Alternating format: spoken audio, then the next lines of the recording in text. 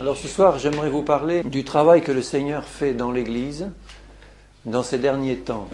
Parce qu'il faut qu'on ait la compréhension du travail que le Seigneur fait pour pouvoir entrer dans ce travail. Si on est en dehors du plan du Seigneur, on ne va pas vraiment glorifier le Seigneur et on ne va pas vraiment être heureux dans le service du Seigneur si on est à côté. Mais si on comprend quel est le plan du Seigneur pour nous, dans ces derniers temps, on va y entrer dans ce plan quand on aime le Seigneur et quand on veut le servir. On va y entrer. Et j'aimerais commencer par lire dans Éphésiens 5, à partir du verset 22. « Femmes, soyez soumises à vos maris comme au Seigneur, car le mari est le chef de la femme, comme Christ est le chef de l'Église. » Ce n'est pas un homme, un pape, un évêque, un pasteur qui est le chef de l'Église, c'est Jésus, le Seigneur. L'Église qui est son corps et dont il est le sauveur. Or, de même que l'Église est soumise à Christ, il emploie le présent, parce que la véritable Église de Jésus, elle est soumise au Seigneur. La véritable Église de Jésus, elle veut obéir au Seigneur. Les femmes aussi doivent l'être à leur mari en toutes choses. Comme on l'a vu la dernière fois, la soumission, ce n'est pas l'obéissance au doigt et à l'œil à tout ce que le mari veut faire si c'est contraire à la parole de Dieu.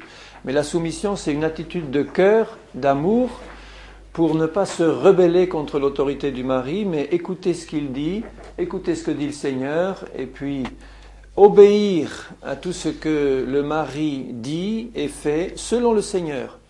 Mais de toute manière, l'attitude du cœur doit être la soumission, c'est-à-dire un cœur humble et un cœur rempli du désir d'être soumis. Marie, aimez vos femmes comme Christ a aimé l'Église. Ça, c'est très fort. Il a aimé l'Église jusqu'à se dépouiller lui-même de toute son autorité divine qu'il avait dans le ciel pour descendre, se faire serviteur et mourir de la mort la plus infamante sur la croix pour son Église qu'il aime. Alors quand nous aimerons nos femmes comme Christ a aimé l'Église, je pense que nos femmes seront soumises pleinement. Mais il ne faut pas attendre, sœurs, que les maris soient comme Christ pour leur être soumis. Et il ne faut pas attendre, Marie, que les femmes soient parfaitement soumises pour les aimer.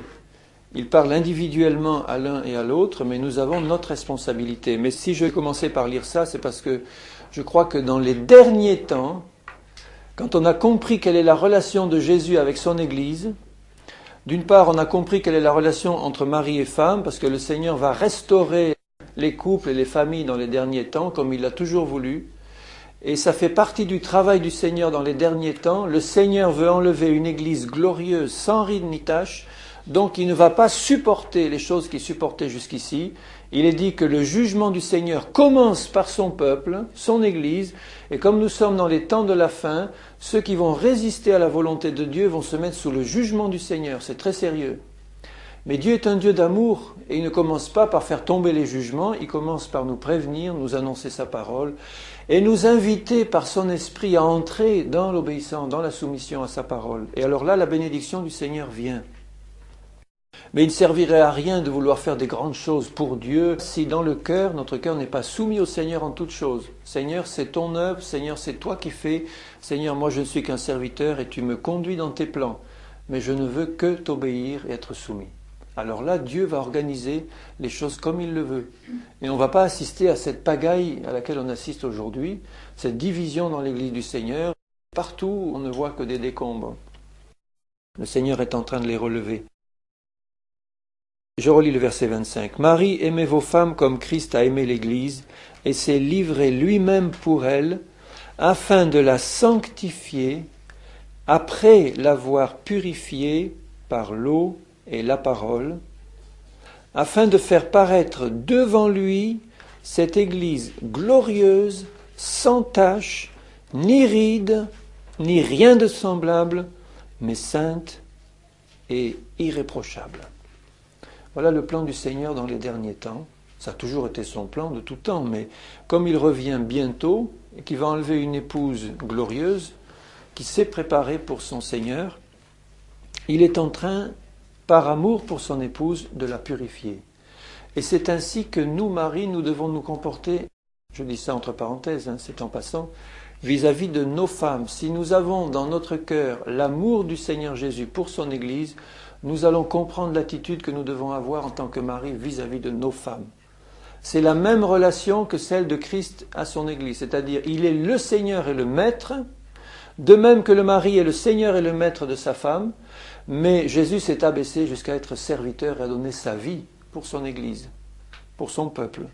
Et si nous aimons nos femmes de cette manière, nous allons tout faire dans la prière, dans l'intercession, dans tout ce que le Seigneur nous demande de faire, pour présenter nos femmes devant Dieu, saintes, irrépréhensibles, de même que Jésus est en train de tout faire actuellement pour présenter à son Père une Église sainte, glorieuse et irréprochable. Le cœur de l'homme est rebelle, et en particulier le cœur des femmes est rebelle. Je ne dis pas ça en jugement, c'est Dieu qui le dit. Si le Seigneur dit aux femmes, femmes, soyez soumises à vos maris, et s'il dit aux maris, maris, aimez vos femmes, c'est qu'il connaît le cœur des uns et des autres. Il sait que le problème des femmes, c'est la rébellion, et il sait que le problème des maris, c'est le manque d'amour. Alors, si nous acceptons ce plan du Seigneur, il va se passer des choses merveilleuses. Les maris vont être remplis de l'amour sacrificiel du Seigneur Jésus pour son Église, et ils vont intercéder pour leurs femmes, prier pour leurs femmes, soutenir leurs femmes dans la prière, pour la présenter au Seigneur comme une épouse doit être. Et les femmes vont comprendre aussi quel est leur rôle vis-à-vis du mari, être soumis en toutes choses, et les gagner s'ils ne le sont pas, les gagner pleinement au Seigneur par leur attitude soumise, chaste, réservée, pure et sainte devant le Seigneur. Alors là, le plan du Seigneur va se faire. Et il dit, c'est ainsi que les maris doivent aimer leurs femmes comme leur propre corps. Christ est en train de sanctifier l'Église, son épouse, sa fiancée en fait, puisque les noces de l'agneau ne se sont pas encore passées. Il va enlever sa fiancée et les noces de l'agneau vont avoir lieu dans le ciel. Mais il est dit qu'il veut, après s'être livré pour elle, pour la sanctifier, après l'avoir purifiée par l'eau et la parole. Donc la première chose que le Seigneur fait, c'est la purifier par l'eau et la parole. Et en tant que nous, enfants de Dieu des derniers temps, nous devons laisser le Seigneur nous purifier par l'eau et la parole. L'eau, c'est le Saint-Esprit. La parole, c'est la parole de Dieu. C'est Jésus aussi, la parole. Et le Seigneur est en train de nous appeler en tant qu'Église à une consécration que nous n'avons jamais connue en face, parce qu'il ne peut pas y avoir de purification sans consécration. Si je laisse une partie de ma vie en dehors de la Seigneurie de Jésus, et si je dis, Seigneur, toute ma vie, d'accord, mais ça, j'aimerais bien le garder pour moi. Tu vois, ce domaine-là, Seigneur, pas encore, c'est pour moi, laisse-moi. À ce moment-là, le Seigneur ne va pas pouvoir agir dans ces derniers temps comme il le veut. Il veut une vie consacrée à 100%. Où on lui dit, Seigneur, tu es mon Seigneur et mon Maître à 100%. Je ne garde rien pour moi, je te laisse tout entre les mains. Et maintenant, Seigneur, agis puissamment pour me sanctifier par l'eau de ton esprit, c'est-à-dire remplis-moi de ton esprit, renouvelle-moi de ton esprit, permets que je produise le fruit de l'esprit, baptise-moi du Saint-Esprit, que ton onction descende sur moi, me remplisse, que l'eau de ton esprit me remplisse et me conduise. Et que ta parole me soit révélée. Et vous savez à qui Dieu va révéler sa parole? À ceux qui veulent lui obéir. Il ne révèle pas sa parole aux rebelles. Si nous avons le cœur rebelle et si nous cherchons dans la parole des arguments pour entretenir notre désobéissance envers Dieu, c'est souvent ce que beaucoup font, ils n'ont pas envie de faire certaines choses, alors ils cherchent désespérément quelques versets pour pouvoir dire « Ah, tu vois, là, c'est écrit », et ça les conforte dans leur désobéissance. Mais c'est parce qu'ils ne lisent pas la parole dans l'esprit. Quand on lit la parole dans l'esprit, on dit « Seigneur, révèle-moi ta parole parce que je veux lui obéir, quel que soit le prix que je dois payer. Je veux t'obéir, Seigneur. » Et là, le travail du Saint-Esprit se fait. Il va nous révéler la parole de Dieu, il va nous la faire comprendre comme Dieu l'a donnée. Vous voyez toutes les divisions entre dénominations. Les uns interprètent la parole comme ça, les autres comme ci, les autres encore comme ça. Mais pour Dieu, il n'y a qu'une interprétation possible, c'est la sienne. Donc si tous les chrétiens, toutes les dénominations étaient vraiment de tout leur cœur à la recherche du Seigneur et de la vérité, ils se rencontreraient dans l'unité de la foi et dans l'interprétation de la parole. Et je crois que c'est ce qui est en train de se passer dans les derniers temps. Le Seigneur est en train d'enlever les dénominations de nos cœurs et de nous enlever des dénominations, dans tous les sens, pour rassembler dans le monde entier un peuple qui lui appartienne, qui est entièrement consacré, qui revient au modèle biblique, dans tous les sens du terme, et qui ne va jamais entrer dans le compromis ni vis-à-vis du monde, ni vis-à-vis de la fausse Église qui a une apparence chrétienne, mais qui en a relié la puissance, qui va accepter une pleine obéissance, quel que soit le prix. Et le prix, ça va être souvent la mise à la porte des dénominations, parce que rien de tel que de commencer à appliquer la parole de Dieu, mais sérieusement et sincèrement, pour attirer la persécution des dénominations. Sur tous les points où le Seigneur nous demande de marcher sans compromis, les dénominations qui sont actuellement dans le compromis ne vont pas l'accepter, et il va y avoir soit une mise à la porte, soit on va partir parce qu'on ne peut pas rester dans le compromis. Mais chaque chose en son temps et selon la direction du Seigneur. Mais dans les derniers temps, le Seigneur va faire, avec plus de puissance encore qu'avant, revenir le peuple du Seigneur au modèle biblique. Et dans les bouleversements qu'il y aura dans la fin des temps, les seuls qui vont tenir, ce sont les chrétiens qui vont accepter de revenir au modèle biblique. Les seuls qui vont tenir. Ils auront beau être mis à la porte ou ils quitteront leur dénomination, peu importe, fait les persécutions du monde ou de l'Église, les seuls qui vont tenir sont ceux qui vont être fixés sur quelque chose d'inébranlable, c'est-à-dire le Seigneur et sa parole. Si on n'est pas fixé au Seigneur et à sa parole, comme le Seigneur est en train de tout secouer, on le voit autour de nous, tout est secoué, et ça va être secoué de plus en plus. Si tout est secoué, et si nous nous attachons à des choses ébranlables, on va être secoué avec elles et on va tomber. Mais si nous nous attachons à ce qui ne peut pas être ébranlé, c'est-à-dire au Seigneur lui-même et à sa parole, on va tenir le coup et on va traverser ces épreuves qui nous attendent avant le retour du Seigneur Jésus. Alors, ce que le Seigneur nous demande, c'est accepter dans une consécration totale ce travail de purification par l'eau du Saint-Esprit et par la parole. Et ça va entraîner des souffrances, des persécutions et des sacrifices. Mais quand on aime le Seigneur, on accepte ce programme. Ceux qui ne l'accepteront pas, on verra tout à l'heure ce qu'ils vont devenir. Mais ce qui m'intéresse en tant qu'enfant de Dieu, c'est de laisser l'époux céleste, le Seigneur Jésus, faire son travail de purification dans le cœur de l'épouse. Si nous sommes enfants de Dieu, il n'y a que ça d'intéressant.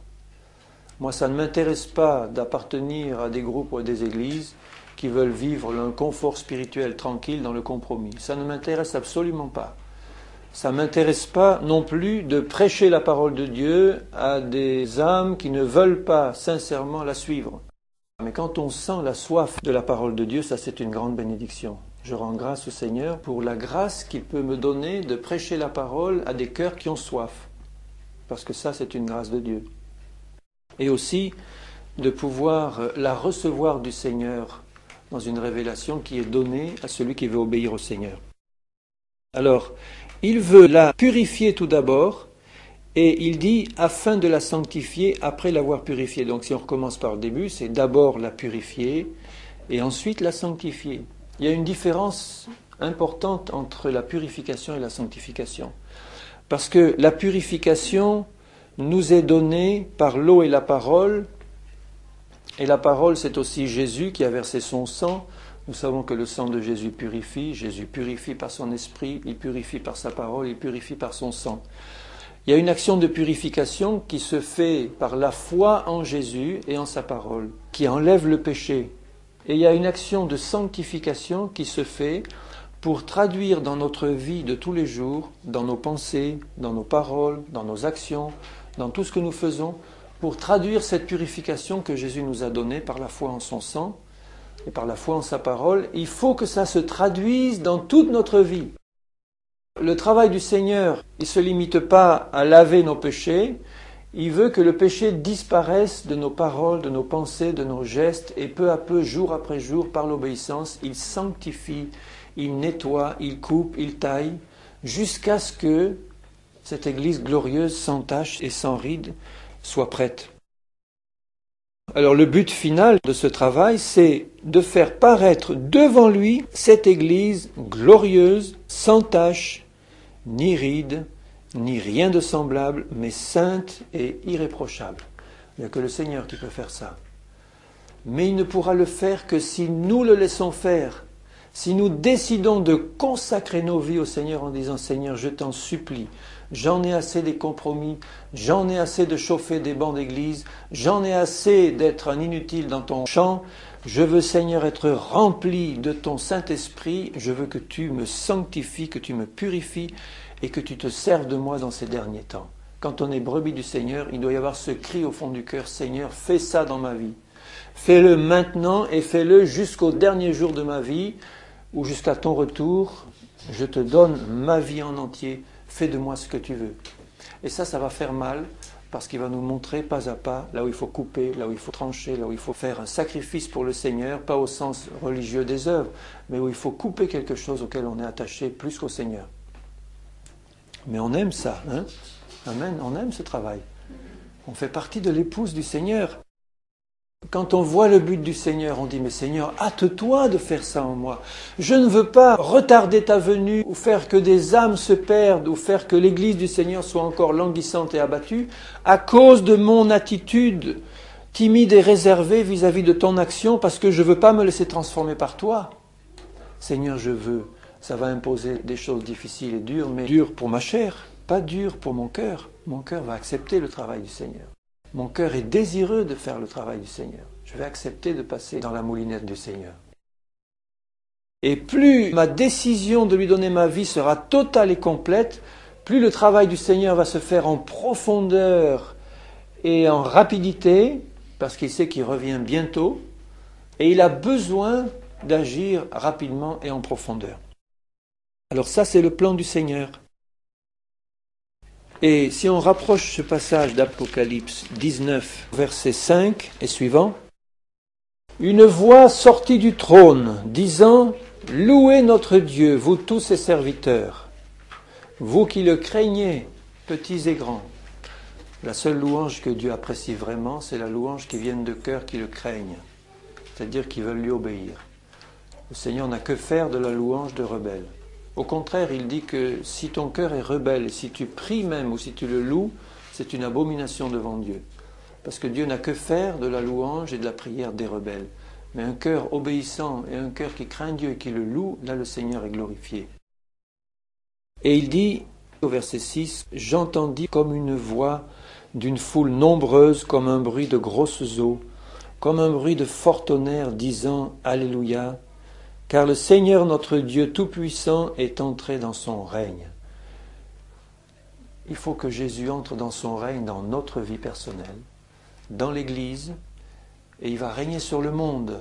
Il vient bientôt pour régner à Jérusalem sur le monde entier, avant d'établir, après les 1000 ans de règne, une nouvelle terre et des nouveaux cieux où il régnera pour l'éternité. Mais il est dit là que le Seigneur est entré dans son règne.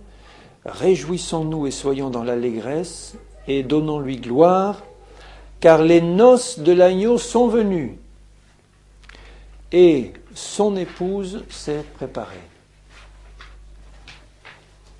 Et il lui a été donné de se revêtir d'un fin lin éclatant et pur.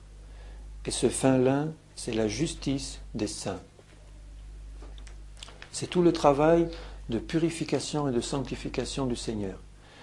Il n'entrera dans son règne que quand l'épouse sera prête. Il ne peut pas enlever une épouse tachée, ridée, et une épouse qui ne correspond pas à ce qui doit lui être offert en tant que roi des rois et seigneur des seigneurs. Il veut enlever une épouse glorieuse. Et vous savez ce qui va arriver à la fin des temps? Les chrétiens qui ne veulent pas se laisser sanctifier, purifier, ne vont pas être enlevés. Ils ne participeront pas aux noces de l'agneau. Je ne dis pas qu'ils seront perdus, mais ils ne seront pas enlevés. Ils vont passer au travers de la grande tribulation et ils n'auront d'autre choix que ou la perdition ou la mort en tant que martyrs. C'est ce qui nous est annoncé dans l'Apocalypse. Et si Jésus appelle à la sanctification, c'est qu'il sait qu'il revient bientôt chercher son épouse et que cette épouse doit avoir dans son cœur le sentiment de l'urgence à se préparer pour le Seigneur. Et il lui est dit ici que son épouse s'est préparée. Alléluia. Et où est-ce qu'elle est, l'épouse du Seigneur? Elle est partout dans la terre entière. Elle est dans les dénominations actuelles. Tous ceux qui ont fait vraiment une expérience avec le Seigneur, qui sont nés de nouveau et qui ont fait cet acte de consécration au Seigneur, ils appartiennent à l'épouse du Seigneur, ils se laissent transformer. L'épouse du Seigneur, elle est aussi dans le monde au sens où il y a beaucoup de gens qui se sont convertis vraiment au Seigneur et qui n'appartiennent à aucune église parce qu'ils n'en connaissent pas dans leur endroit où ils ont vu ce que c'était et ils ne sont pas rentrés. Mais le jour de l'enlèvement, on aura beaucoup de surprises. Entre ceux qui devaient partir et qui restent et ceux qui auraient dû rester et qui partent. Mais il est dit que l'épouse se prépare. Donc si nous faisons partie de l'église de Jésus-Christ, je ne veux pas me contenter de dire, eh bien Seigneur, moi j'attends ton retour. Alléluia, je suis sauvé, je t'ai confessé comme Sauveur et Seigneur. Et maintenant, je peux vivre une vie de compromis tranquille. Et puis, je sais que tu vas m'enlever, tu vas me faire régner avec toi. Ça, c'est faux, c'est pas vrai. Ça, c'est une fausse doctrine. Le Seigneur n'enlèvera pas ceux qui n'ont pas accepté de se laisser sanctifier par le Seigneur, par l'eau de sa parole et par son esprit. Mais son épouse s'est préparée car il lui a été donné, c'est un don de Dieu, il lui a été donné de se revêtir d'un fin lin éclatant et pur. Ce ne sont pas nos propres œuvres qui nous sauvent, mais quand nous avons été sauvés, Dieu nous prépare des œuvres saintes qu'il nous demande de pratiquer.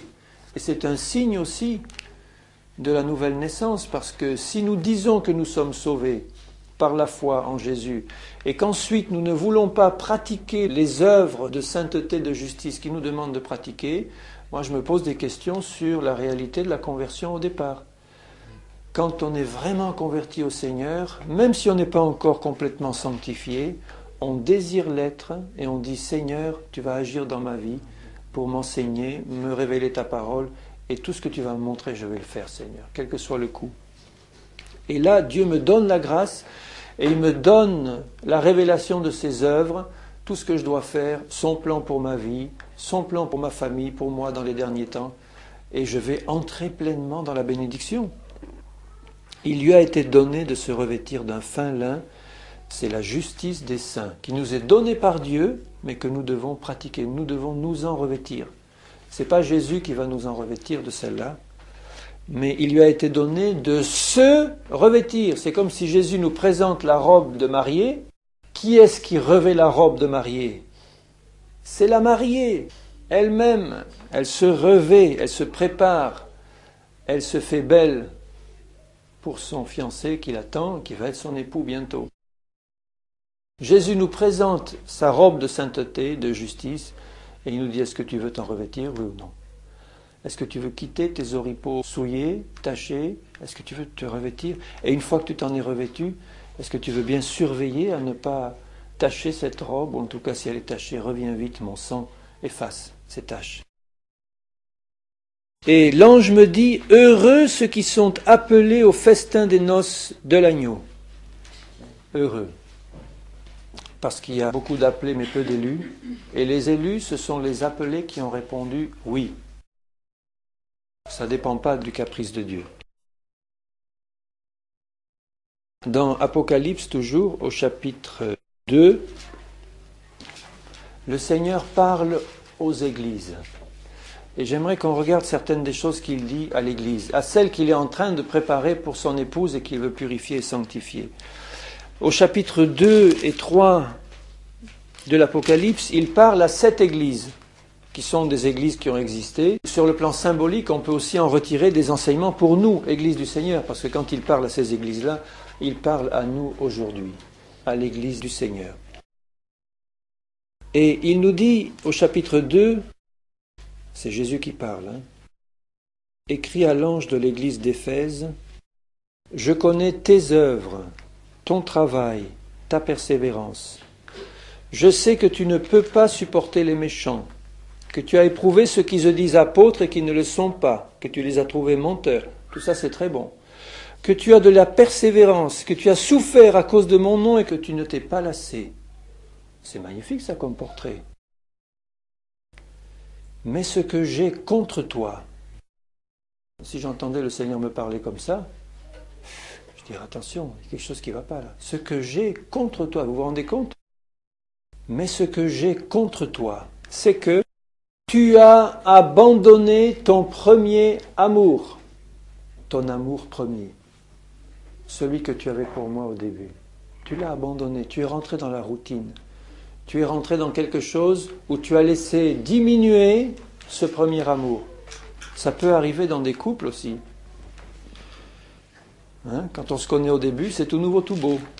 Et puis on laisse la tradition et l'habitude s'installer. Jésus ne veut pas ça entre lui et nous. Et il lui dit, tu es pleine d'œuvres, tu es pleine de bonnes choses, et tu n'as pas supporté les méchants, d'accord, tu as souffert même, mais tu as abandonné ton premier amour. Toutes ces œuvres-là, tu ne les fais plus dans l'amour de ton cœur. Tu les fais par obligation religieuse. C'est très bien, mais tu as abandonné ton premier amour. Et vous vous rappelez ce que Jésus dit à ses disciples? Il leur dit, vous êtes vraiment mes amis si vous faites ce que je vous demande, ce que je vous commande. Celui qui m'aime gardera ma parole. Donc, pour le Seigneur, abandonner le premier amour revient à abandonner la parole du Seigneur. Abandonner la pleine parole du Seigneur. On n'a plus cet amour d'obéissance de cœur à la parole de Dieu, donc au Seigneur. Et on entre dans toute une série d'œuvres religieuses qui couvrent notre désobéissance, mais qui n'échappent pas à l'œil du Seigneur. Il a un œil perçant. Il voit au fond des cœurs. Il ne regarde pas à l'apparence. Il ne regarde pas aux œuvres, il regarde au cœur. Est-ce que tu as gardé ton premier amour pour moi? Ton amour premier, ton amour qui consistait à me mettre en premier, en disant, Seigneur, c'est par amour que je fais ça, c'est par amour que je me laisse travailler par toi et consacrer à toi. Souviens-toi donc d'où tu es tombé. C'est une chute. Et repens-toi. Il y en a qui pensent que la repentance, c'est pour les païens ou ceux qui ne sont pas convertis. Mais Jésus parle à l'Église et il lui dit « Repens-toi ». Ça veut dire qu'elle a péché, qu'elle est tombée. Et elle a péché non pas parce qu'elle est voleuse, menteuse, adultère. Rien de tout ça. Elle a simplement abandonné son premier amour. Alors que nous ayons abandonné notre premier amour ou que nous n'ayons pas ce premier amour dans le cœur, c'est la même chose pour le Seigneur. C'est peut-être encore plus grave de l'abandonner après l'avoir eu, mais quand on n'a pas cet amour ardent pour le Seigneur et sa parole, ou quand on l'a eu et qu'on l'a abandonné, on a chuté, on a péché, et on a besoin de se repentir, c'est-à-dire de changer de cap en disant « Seigneur, je reviens. Remplis mon cœur de ton amour pour ta parole, parce que celui qui m'aime gardera ma parole. » À celui qui vaincra. Et il dit 7 fois aux 7 églises à la fin, à celui qui vaincra. Nous sommes dans un combat. Ce travail de purification et de sanctification, c'est un combat de tous les instants, de tous les jours. Parce que le malin est là, la chair est là, le monde est là, avec toutes ses attractions, avec toutes ses convoitises, et avec ses pièges et ses séductions. Et constamment, je dois combattre le bon combat de la foi, mais je ne pourrai le combattre et vaincre que si je suis dans l'amour du Seigneur. Par amour pour toi, parce que je veux paraître devant toi comme une épouse sainte et pure, Seigneur. Tu mérites d'avoir une épouse sainte et pure. Tu mérites, Seigneur, que je fasse tous mes efforts, associés à tous les efforts que tu fais, et tous les deux ensemble, nous vaincrons, Seigneur. À celui qui vaincra, je donnerai à manger de l'arbre de vie. Ça veut dire, je lui assurerai pleinement un salut éternel dans son ciel de gloire pour l'éternité. Et sur 7 églises, il dit à 5 églises, repens-toi. Et c'est intéressant de voir pour chacune à propos de quoi il lui demande de se repentir. La première, là, c'est qu'elle a abandonné son premier amour. Elle n'obéit plus au Seigneur et à sa parole. Il dit à l'église de Smyrne, je connais tes œuvres, ta tribulation, etc. Il lui parle de persécution et il lui dit, sois fidèle jusqu'à la mort. À celle-là, il n'a rien à lui reprocher. Il lui annonce simplement des persécutions, des souffrances, des épreuves et des tribulations. Mais il dit, sois fidèle jusqu'à la mort et je te donnerai la couronne de vie. Ça veut dire que il est possible que tu ne sois pas fidèle jusqu'à la mort. Il est possible que l'Église ne soit pas fidèle jusqu'à la mort. La doctrine du salut assuré éternellement, la sécurité absolue, ce n'est pas une doctrine biblique. La sécurité est absolue si je reste dans la main du Seigneur. Si je reste pleinement dans l'obéissance, elle est assurée de manière absolue. Il n'a rien à lui reprocher. Il lui annonce des choses difficiles et il l'encourage. Sois fidèle, je te donnerai la couronne de vie. Je suis avec toi. Celui qui vaincra n'aura pas à souffrir la seconde mort. Ça veut dire que celui qui ne vaincra pas aura à souffrir la seconde mort. Hein? Prenez le contre-pied. Celui qui ne vaincra pas aura à souffrir la seconde mort. Vous vous rendez compte qu'il parle aux églises, à celles qui ont été rachetées par son sang. Et il dit à l'église qui est infidèle et qui est tombée, il dit, si tu ne te repens pas, tu auras à souffrir la seconde mort, c'est-à-dire la perdition éternelle. À Pergame, il lui dit, je sais où tu demeures et que là est le trône de Satan. Là où tu demeures, mon église, là est le trône de Satan. Vous vous rendez compte? Tu retiens mon nom, tu n'as pas renié ma foi, mais j'ai quelque chose contre toi.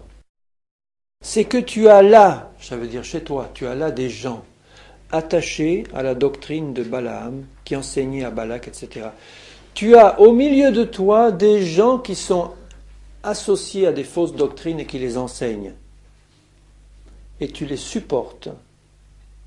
Quelles leçons pour nous chrétiens? Combien de fois nous avons supporté des fausses doctrines, des traditions d'hommes qui n'ont rien à voir avec la parole de Dieu? Dieu s'adresse à l'ange de l'Église, ou aux responsables de l'Église et à toute l'Église, et il leur dit, tu as là au milieu de toi des gens qui enseignent des doctrines pernicieuses. Et tu n'as pas réglé ce problème-là. La doctrine de Balaam, c'était un faux prophète qui avait pourtant reçu des révélations de Dieu bien réelles, et il n'avait pas pu obtenir de Dieu qu'il maudisse le peuple de Dieu, mais il avait réussi à faire pécher le peuple de Dieu en attirant des femmes étrangères pour que les hommes soient séduits et tombent dans le péché et sacrifient aux idoles et aux faux dieux avec ces femmes étrangères. Donc il avait finalement joué par la bande et il avait réussi à séduire le peuple comme ça, qui enseignait à Balak à mettre une pierre d'achoppement pour qu'il mange des viandes sacrifiées aux idoles et qu'il se livre à l'impudicité. Donc ce que le Seigneur lui reprochait à cette église, c'est qu'elle avait au milieu d'elle des hommes qui enseignaient des doctrines pernicieuses dont la conséquence était que le peuple de Dieu consommait des viandes sacrifiées aux idoles et se livrait à l'impudicité. Alors pour nous, spirituellement, ça veut dire quoi ça? Bien sûr, on ne va pas aller manger forcément des viandes sacrifiées à des idoles en sachant ce que c'est, ou on ne va pas se livrer forcément à l'impudicité grossière. C'est possible, hein, mais pour nous, au sens spirituel, ça veut dire qu'on laisse entrer dans l'Église des choses ou des enseignements qui ont pour conséquence d'enlever la prééminence de Jésus et de sa parole pour le remplacer par une idole. Une idole, c'est tout ce qui prend la place de Dieu et qui n'est pas Dieu. Ça peut être n'importe quoi.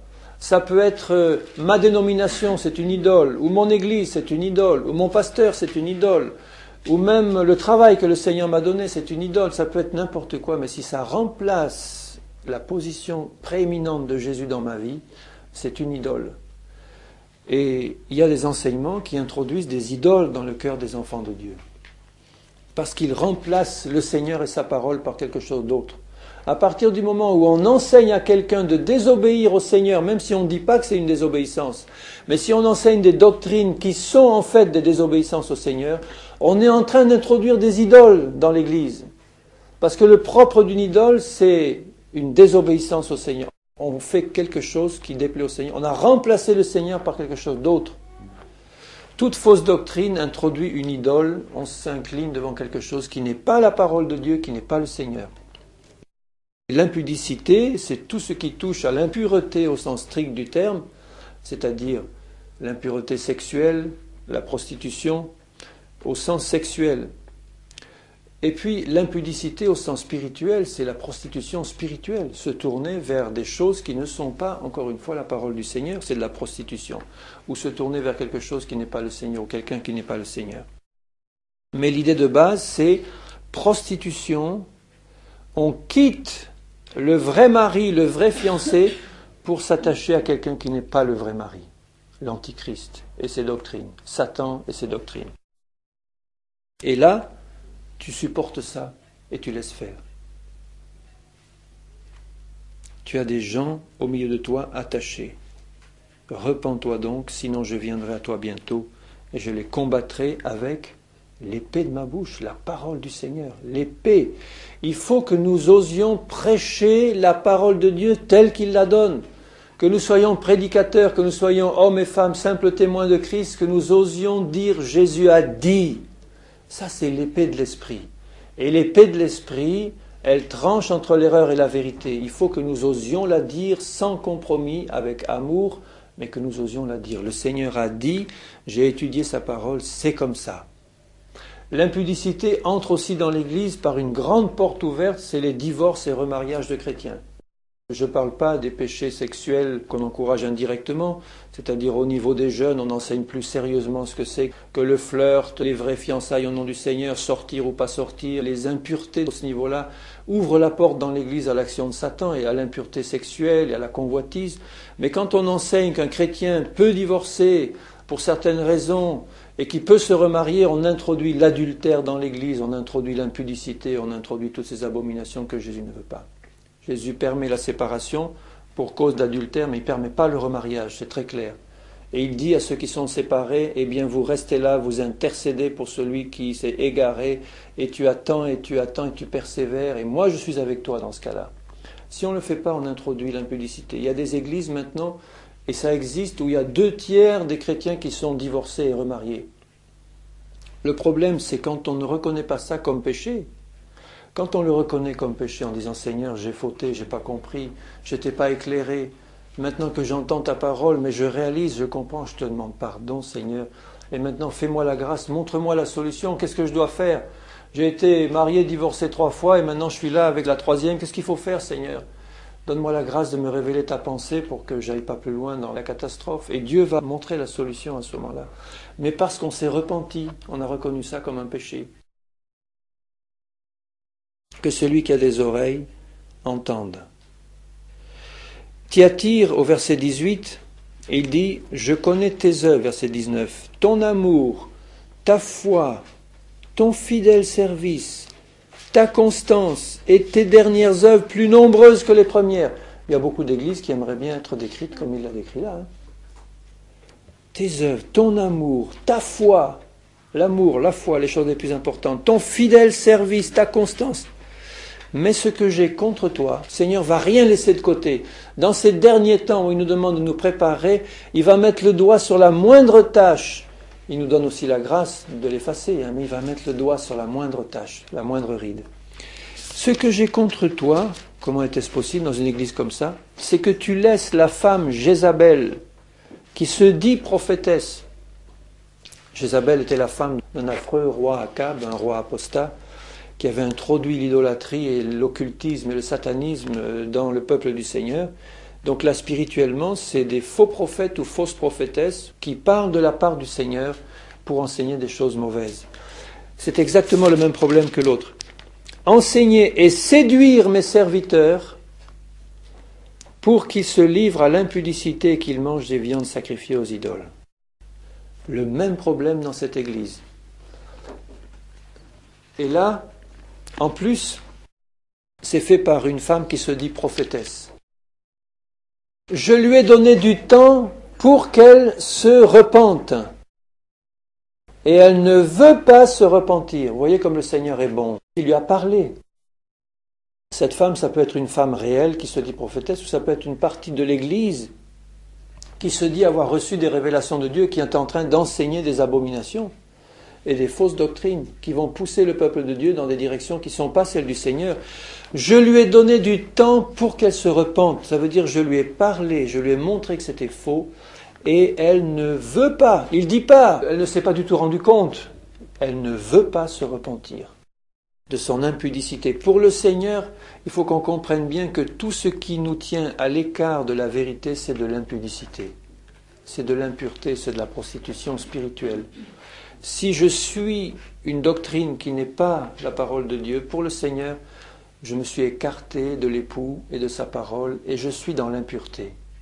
Donc le travail du Seigneur de purification, c'est d'enlever de mon cœur toutes les fausses doctrines, les traditions des hommes, qui sont de l'impureté pour lui, par la repentance. Je vais la jeter sur un lit et envoyer une grande tribulation à ceux qui commettent adultère avec elle, à moins qu'ils ne se repentent.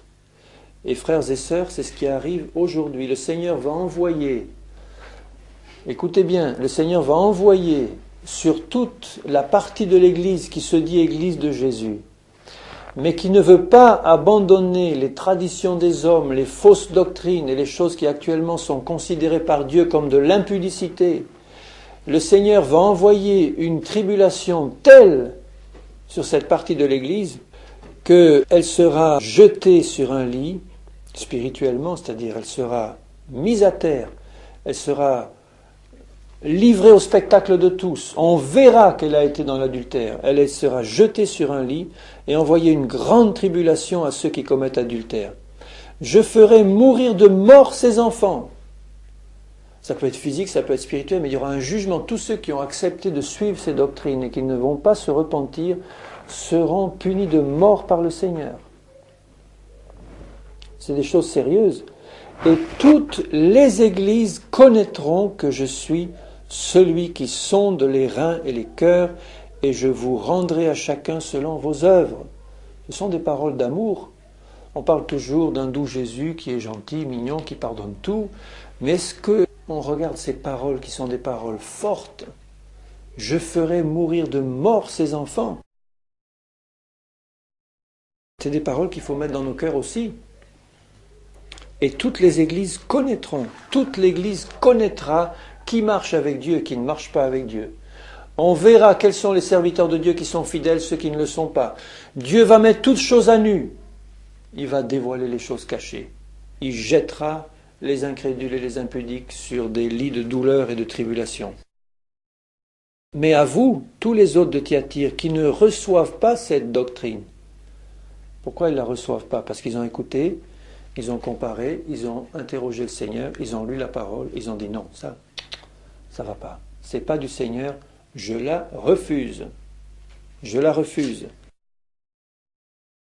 Je vous dis, je ne mets pas sur vous d'autres fardeaux, seulement ce que vous avez, retenez-le. Ce que vous avez, c'est-à-dire la vérité de ma parole, puisque vous avez testé ça et que vous avez rejeté l'erreur, ce que vous avez, gardez-le, retenez-le jusqu'à ce que je vienne.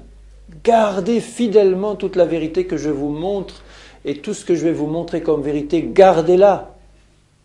C'est elle qui va vous garder. À celui qui vaincra, je donnerai autorité sur les nations. Ça veut dire que quand Jésus reviendra, tu régneras avec lui sur la terre. Celui qui régnera avec Jésus, c'est pas n'importe qui, c'est celui qui aura résisté à l'erreur et au mensonge, qui aura accepté le prix et qui va tenir ferme jusqu'au bout. À Sardes, au chapitre 3, il dit « Je connais tes œuvres, je sais que tu passes pour être vivant et tu es mort. » Vous vous rendez compte qu'il parle à l'Église? Tu passes pour être vivant. Il y a des églises qui passent pour être très vivantes. Oh, on loue formidable, une musique terrible, des louanges à tout casser. Et puis, il se passe des choses apparemment. Mais aux yeux de Jésus, tu es mort. Tu es mort parce que tu ne gardes pas la vérité, tu ne gardes pas ma parole. Sois vigilant et affermis le reste qui est près de mourir. Le Seigneur est bon, il voit quand même qu'il y a un petit lumignon qui fume. Et il lui dit, tu n'es pas complètement mort. Il y a quelque chose qui fume encore et je le vois. Et je suis là non pas pour éteindre le peu qui reste encore, mais pour te dire, affermis le peu qui reste encore, ranime-le. Car je n'ai pas trouvé tes œuvres parfaites devant Dieu. Rappelle-toi comment tu as reçu et entendu, et garde et repens-toi. Et si tu ne veilles pas, je viendrai comme un voleur, et tu ne sauras pas à quelle heure je viendrai sur toi. Un voleur ne prévient pas. Quand Jésus viendra pour enlever l'Église, il ne va pas prévenir du jour et de l'heure. Il va prévenir par son esprit pour savoir qu'on est dans les temps et qu'on doit se préparer, mais il viendra comme un voleur. Et surtout ceux qui n'ont pas accepté de se laisser travailler par le Seigneur, là, ceux-là, vraiment, le Seigneur va revenir sur eux comme un voleur, non pas pour les prendre, mais pour les dépouiller complètement. Cependant, tu as à Sardes quelques hommes qui n'ont pas souillé leurs vêtements. Ils marcheront avec moi en vêtements blancs parce qu'ils en sont dignes. Celui qui vaincra sera revêtu ainsi de vêtements blancs. Je n'effacerai pas son nom du livre de vie. Ça veut dire que celui qui ne vaincra pas verra son nom effacé. Il y était inscrit son nom. Il y était inscrit, puisqu'on ne peut pas effacer quelque chose qui n'était pas inscrit auparavant. Ton nom était inscrit sur le livre de vie, lui dit le Seigneur. Eh bien, parce que tu n'as pas persévéré dans des vêtements blancs, tu t'es pas laissé sanctifier, tu n'as pas rejeté l'erreur, tu as écouté des fausses doctrines, tu les as pas testées, tu t'es pas repenti quand je t'ai montré, eh bien, j'effacerai ton nom. Mais celui qui vaincra sera revêtu de vêtements blancs, je n'effacerai pas son nom, et je confesserai son nom devant mon Père et devant ses anges. Ça, c'est une belle récompense, hein. Ça vaut tous les sacrifices du monde. Vous voyez, devant le trône du Père, Jésus qui te fait rentrer et qui te dit « Tu as été fidèle jusqu'au bout, et bien devant mon Père et devant vous, tous les anges et les myriades, je confesse son nom. Elle a été fidèle jusqu'au bout. Et fait partie maintenant, entre dans les noces qui te sont préparées. » Et l'église de Philadelphie, je vais aller plus vite parce que c'est l'église fidèle, celle-là, parce que je voudrais surtout insister sur les erreurs et le travail de purification, mais celle-là, l'église de Philadelphie, ce qui est intéressant, c'est de voir ce qu'il lui dit. Elle est fidèle, et il lui dit, je connais tes œuvres parce que tu as peu de puissance. Ça paraît bizarre, ça, tu as peu de puissance. Bon, il y en a tellement qui cherchent aujourd'hui la puissance, la puissance. Tu as peu de puissance, et tu as gardé ma parole, et tu n'as pas renié mon nom. Nous n'avons aucune puissance personnelle. L'Église du Seigneur ne doit avoir aucune puissance personnelle, toute sa puissance lui vient du Seigneur Jésus. Et dans la mesure où elle se dépouillera de toute puissance personnelle, humaine, elle va être revêtue de la puissance glorieuse du Seigneur Jésus. Et ça ne sera pas sa puissance. Elle n'a pas renié le nom du Seigneur et elle a gardé sa parole. Vous voyez la récompense des fidèles. Parce que tu n'as pas renié ma parole et que tu as gardé mon nom, j'ai mis devant toi une porte ouverte. Ça veut dire, tout ce que tu entreprendras réussira parce que ça vient de moi. Parce que tu es à l'écoute de ma voix et tu ne vas pas oser faire quelque chose que je ne te demande pas de faire. Tout ce que tu entreprendras réussira parce que c'est moi qui le fais en toi. Une porte ouverte que personne ne peut fermer. Il n'y a que toi qui peux la fermer par ta désobéissance, mais personne ne fermera la porte. Et la porte, c'est la porte pour le service du Seigneur, c'est la porte entre Jésus et moi. Il est la porte, hein. Une porte ouverte, ça veut dire que Jésus qui est la porte m'ouvre tous les trésors de sa présence, il m'ouvre tous les trésors de sa communion, parce que j'ai gardé sa parole et que j'ai pas renié son nom. La porte est ouverte pour toi, bien-aimé. Viens quand tu veux. La porte est ouverte. Ça vous arrive de dire ça à des amis? Ma porte, elle t'est ouverte. Hein? Elle a beau être un peu fermée comme ça, mais elle n'est pas fermée à clé. C'est la même chose avec Jésus. La porte entre Jésus et moi sera toujours ouverte si je garde sa parole. Il va me parler, me donner des révélations, me conduire, me diriger. Et en même temps, la porte de son service. Si je suis dans le plan du Seigneur, aucune porte ne sera fermée. Et il dit, je te donne ceux de la synagogue de Satan, qui ne le sont pas mais qui mentent, je les ferai venir se prosterner à tes pieds et connaître que je t'ai aimé parce que tu as gardé la parole de la persévérance en moi. Celui qui garde ma parole, c'est celui qui m'aime. Et je te garderai, parce que tu as gardé la parole de la persévérance, je te garderai à l'heure de la tentation, c'est-à-dire de la séduction qui vient sur le monde entier pour l'éprouver. Il va y avoir dans ces derniers temps une séduction tellement épouvantable, tellement grande, tellement puissante. Et la différence entre l'erreur et la vérité en matière de séduction est minime. Ça veut dire que Satan va venir avec une apparence presque absolue de vérité, mais une grande séduction. Il va présenter des choses merveilleuses qui vont avoir l'apparence de la vérité, mais qui seront fausses, véreuses, et qui seront une séduction pour entraîner à la perdition. Et si on n'est pas gardé par Jésus, on n'aura aucune chance de tenir. Tous ceux-là vont être séduits, vont aller pieds et poings liés entre les mains de l'Antichrist et dans la perdition. Donc il faut qu'on ait le discernement, et le discernement nous sera donné par le Seigneur qui va nous garder si nous gardons sa parole en disant « Seigneur, tu sais que moi je ne peux rien, je peux être séduit n'importe comment par des choses aussi grandes qui vont m'arriver dessus, mais Je confesse que je ne le serai pas parce que je veux garder ta parole, je ne veux pas renier ton nom, je veux t'obéir et je veux que tu m'enseignes, je veux te suivre. Et là, la promesse de Jésus, c'est « je te garderai ». Ce n'est pas nous qui allons nous garder, c'est Jésus qui va nous garder. Nous allons nous garder des fausses doctrines, nous allons nous garder de quitter le Seigneur, et lui nous gardera de la séduction. Et il dit à la dernière église, Laodicée, au verset 14, « Je connais tes œuvres, je sais que tu n'es ni froid ni bouillant. »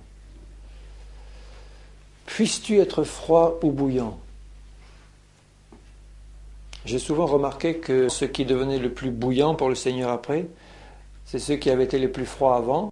C'est pas toujours vrai, hein, mais je l'ai souvent vu, c'est-à-dire des gens qui combattaient, comme l'apôtre Paul, combattaient à fond contre l'Église, ils persécutaient les chrétiens, ils les faisaient mourir, ils les jetaient en prison. C'était pas un tiède, lui. Hein. Alors, de l'autre côté, au service de Satan, à fond. Et quand il s'est converti, terrassé par la puissance de Jésus sur le chemin de Damas, il a mis tout son bouillant au service du Seigneur et il a été à fond pour le service du Seigneur, dans une consécration totale. Et là, il parcourait les routes, non pas pour mettre les chrétiens en prison, mais pour annoncer la parole, pour fortifier l'Église, pour l'édifier, pour faire avancer le royaume de Dieu. Et Jésus dit, je voudrais que tu sois froid ou bouillant.